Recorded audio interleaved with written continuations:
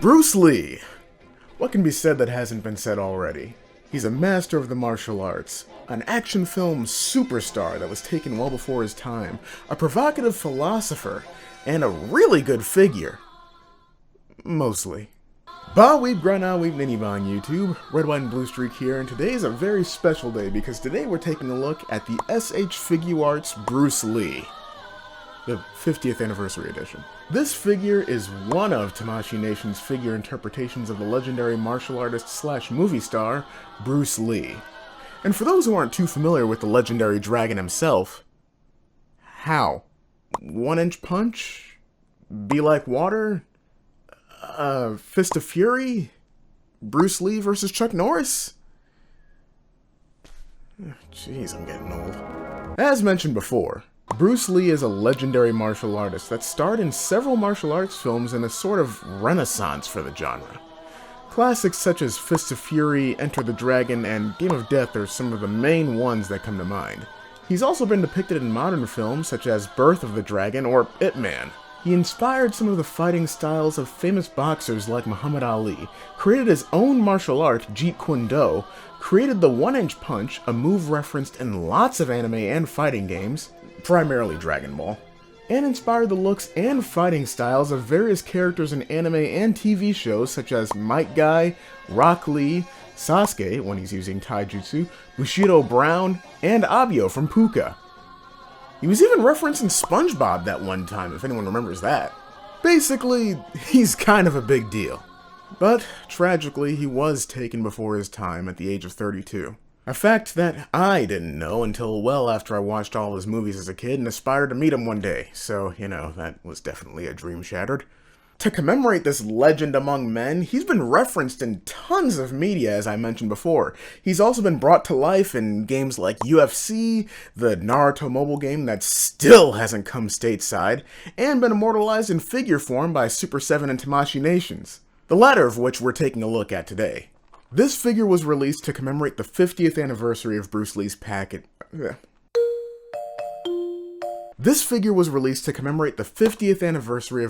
passing, and what a figure it is! Starting with the... Tamashii Nations wanted to make sure that if they did this figure, they did this figure right. And that starts with the amazing unique packaging. Like many of their special releases, Bruce Lee gets the special treatment with an amazing glossy embossed yellow and black box showcasing a shot of Bruce Lee on the front and several amazing shots on the back. Frankly, there's not a single dull side of the packaging here, and this might honestly be the primary way to display this memorable piece. Well, that is, until you take him out of the box anyways. Now this is heavenly. A fair amount of the time, Tamashii Nation seems to drop the ball on their more, realistic figures, at least from what I've seen. When it comes to the faces, anyways. But Tamashii Nations absolutely knocked it out of the park with this figure. Everything here perfectly captures every detail of Bruce Lee, from the proportions, to the colors, to the smaller details on the skin. Right off the bat, though, I understand that this figure is based on an appearance in Enter the Dragon, but I would have loved a soft goods kind of like gi or coat that he could have worn, similar to what he wore in Fist of Fury, my personal favorite Bruce Lee film. But that's about all I'll really complain about from a purely aesthetic aspect, because everything, including the joints, are masterfully done here with nothing unnecessarily breaking the sculpt, along with some worthwhile accessories to further capture his likeness.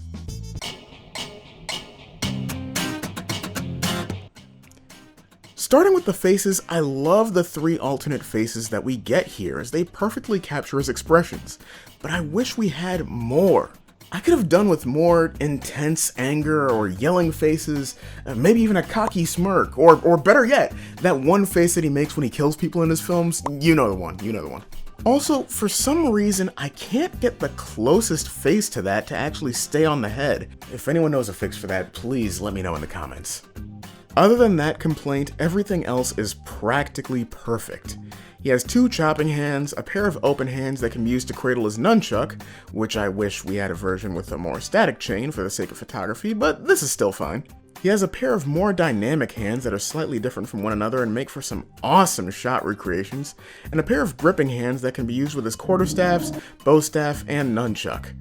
And a hand that one might label as a thumbs up, but is actually the hand gesture he uses when swiping his nose or blood from a wound in some films, and something that would have really benefited from a cocky smirk.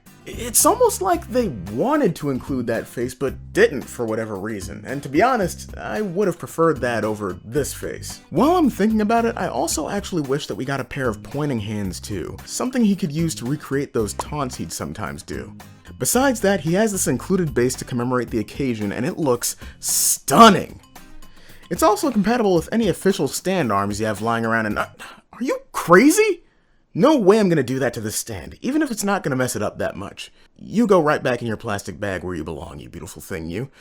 We'll instead be using a regular stand to showcase some of this figure's amazing articulation.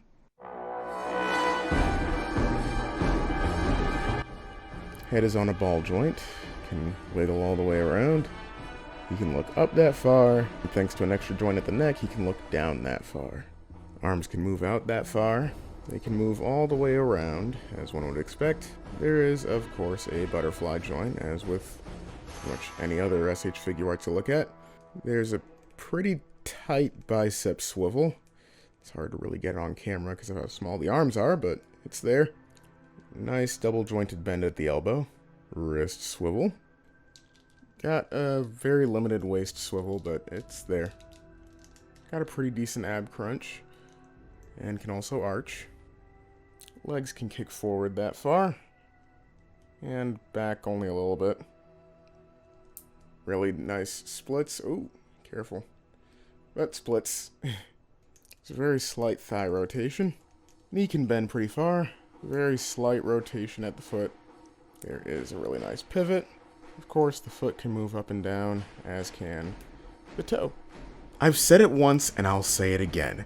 This figure perfectly captures Bruce Lee's presence in just about every pose I could dare to want to put this figure in. And it just makes me wish that we had those accessories I mentioned even more.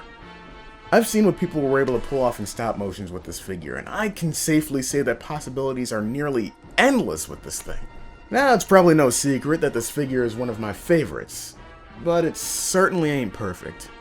The few accessories that could have bumped this up to the ultimate Bruce Lee figure are sorely missed, and the yelling face not seeming to work with my copy really hurt this figure for me, but it's still amazing nonetheless. This figure gets a 4 out of 5 from me, and I still wholly recommend that you get this figure, because it's not every day that we get a figure that's this good of Bruce Lee, or a figure of Bruce Lee in general. Then again, want.